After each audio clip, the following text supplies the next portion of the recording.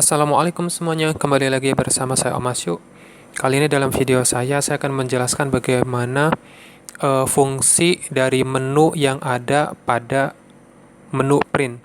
Baik, langsung saja. Di sini kita klik file, kemudian kita klik print, maka akan muncul berbagai menunya. Seperti yang teman-teman lihat, di sini saya menggunakan mesin printer Epson, jadi menu ini digunakan untuk memilih printer yang akan kita pakai. Jadi kalau yang tulisannya ready ini berarti ini adalah printer yang aktif. Kemudian di bawahnya setting print all page. Ini artinya kalau teman-teman klik pada bagian ini, maka teman-teman memilih untuk memprint semua halaman yang ada pada lembar kerja kita. Kalau teman-teman memberi pada bagian kolom ini, misalkan angka 2, itu berarti teman-teman memprint halaman 2. Kalau teman-teman memberi angka 6, berarti teman-teman memprint halaman 6. Begitu seterusnya. Tapi kalau teman-teman memberi angka seperti ini, 6,7,9, ini artinya yang akan diprint adalah halaman 6, halaman 7, halaman 9. Nah, bagaimana kalau pengen memprint dari halaman sekian dan sekian, teman-teman memberikan tanda strip. Misalkan yang pengen diprint halaman 4 sampai dengan halaman 11. Maka diberi tanda strip seperti ini, tanpa spasi ya. Terus fungsi lainnya adalah misalkan yang pengen diprint halaman 3, halaman 6, halaman 7, dan sampai halaman 12. Maka ini juga bisa digunakan seperti ini. Nah, ini adalah salah satu fungsinya. Kemudian berikutnya print one side. Ini artinya kalau teman-teman klik pada bagian ini, teman-teman akan memprint dua sisi pada bagian kertas, tapi secara manual ya, jadi memang harus dibolak-balik secara manual seperti itu.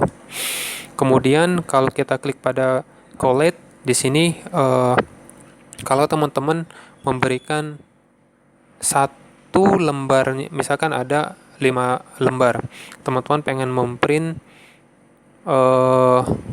masing-masing satu lembarnya 3 rangkap, misalkan seperti itu. Nah, kita beri angka 3, ini artinya satu lembar nanti menjadi 3, halaman 2 jadi 3, halaman 3 jadi 3, halaman 4 jadi 3, seperti itu. Nah, terus kalau kita klik pada bagian collate, apakah pengen di print sesuai urutan halaman 1, 2, 3, 4, 5, kemudian lanjut lagi halaman 1, 2, 3, 4, 5, atau diselesaikan halaman 1 3 lembar, halaman 2 3 lembar, dan seterusnya. Jadi seperti itu. Kemudian di sini ada portrait orientation. Ini artinya posisi kertas, apakah pengen di print berdiri posisi kertasnya atau di print berbaring atau miring, seperti itu. Kemudian di sini ada size, digunakan untuk memilih ukuran kertas, mau F4 atau A4, sama yang lainnya juga banyak. Di sini juga ada pengaturan margin.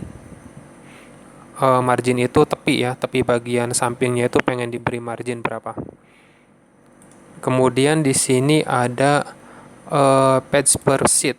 Page per sheet ini biasanya digunakan seperti kalau teman-teman memprint Microsoft PowerPoint, biasanya ada slide 1, slide 2. Nah, misalkan satu halaman satu slide, atau seperti ini, teman-teman memprint dua slide dalam satu halaman, atau satu halaman 4 slide, begitu seterusnya. Jadi bisa pilih pada bagian ini. Pada bagian page setup, sepertinya ini mirip sekali dengan page layout, menu page layout. Jadi ada pengaturan margin, ada pengaturan kertas, ada pengaturan kertasnya yang bisa dirubah, ada juga layoutnya. Jadi ini ada header, ada footer. Seperti yang saya bilang, ini mirip seperti menu page layout yang ada di menu utama. Kita langsung ke properties saja. Nah, di sini pengaturannya lebih mendetail lagi, di mana teman-teman apakah pengen memprint secara cepat atau standar. Jadi kalau misalkan kertasnya ada banyak, ada 10 atau ada 100 lembar atau 500 lembar, ketika pengen di print biar cepat, teman-teman klik pada bagian fast. Hanya saja nanti kerugiannya biasanya tintanya itu tidak tercetak tebal. Nah, kalau standar biasa aja. Tapi kalau high quality, tentu saja print akan keluar lebih lama, hanya saja tinta yang merekat pada kertasnya sedikit lebih tebal. Jadi itu yang membedakan fast, standar, dan high. Nah, tentu saja ini akan berpengaruh pada kualitas yang di sini. Lihat, sama kan? Jadi memiliki fungsi yang sama nih. Kita ke dokumentasi, ini sama pemilihan kertas, apakah pengen A4 atau yang lain. Orientation ini sama, posisi kertas, berdiri atau berbaring. Nah, paper type ini kalau saya perhatikan ini seperti teman-teman apakah pengen memprint kertas amplop atau kertas foto. Nah, ini pilihannya ada di sini. Nah, ini quality sama seperti yang saya jelaskan tadi, standar, fast atau high. Nah, biasanya kalau kita pilih high nanti tintanya lebih tebal, hanya saja proses printnya akan lebih lama. Nah, di sini ada color, pilih color atau grayscale. Kalau teman-teman pengen memprint berwarna, pilih yang warna, tapi kalau pengen hitam putih saja, pilih grayscale. Maka simbolnya juga kertasnya akan menjadi hitam putih, seperti itu. Di sini ada 2 side printing ya. Artinya pengen memprint satu kertas itu 2 sisi, depan dan belakangnya pengen di print nggak. Jadi kalau misalkan kita aktifkan maka settingnya akan muncul seperti ini. Nah, kalau kita klik lagi maka di sini teman-teman bisa memilih pilihan apakah pengen dijadiin rata kiri atau dibikin landscape berdiri, atau rata kanan, seperti itu. Kita cancel saja. Oke, langsung ke yang pentingnya. Nah, di sini kalau teman-teman pengen menambah ukuran kertas yang diinginkan, teman-teman bisa pilih pada document size, kemudian pilih user definite. Maka teman-teman bisa melakukan pengaturan untuk kertas yang ingin ditambahkan. Jadi bisa mengatur ukuran kertas dan akan menjadi default pada menu size yang ada di page layout. Nah, output paper same as document size. Jadi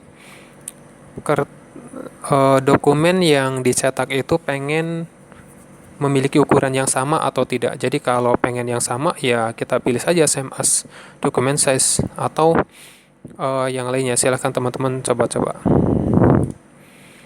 Reduce angular document. Jadi kalau kita beri tanda checklist, maka misalkan teman-teman baiknya pilih fit to page-nya. Jadi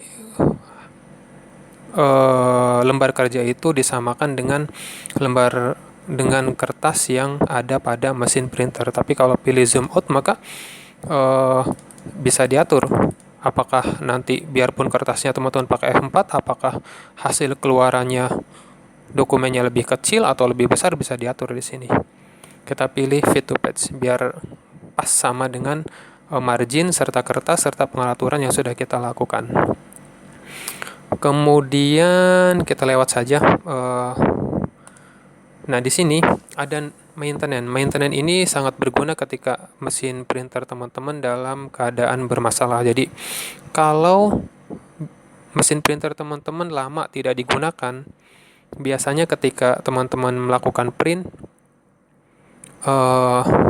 maka hasil cetaknya akan sedikit bias atau tidak jelas. Maka teman-teman seperti yang saya lakukan ketika pengen print, jangan langsung di print, klik printer properties, pilih maintenance dan klik nozzle check. Nah, maka nanti printer akan melakukan pembersihan pada bagian ujung dari nozzle-nya. Seperti itu. Silakan klik print.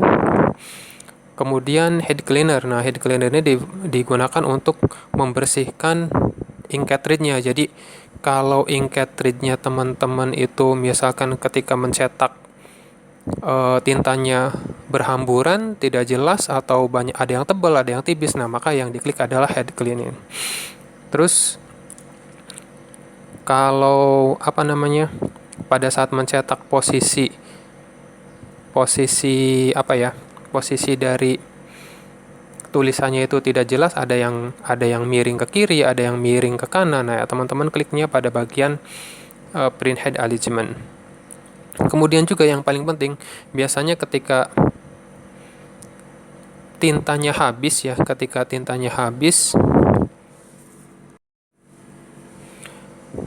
ketika tintanya habis kan eh, printer itu kan harus melakukan penyedotan terlebih dahulu dari tabung hingga masuk ke dalam ink cartridge.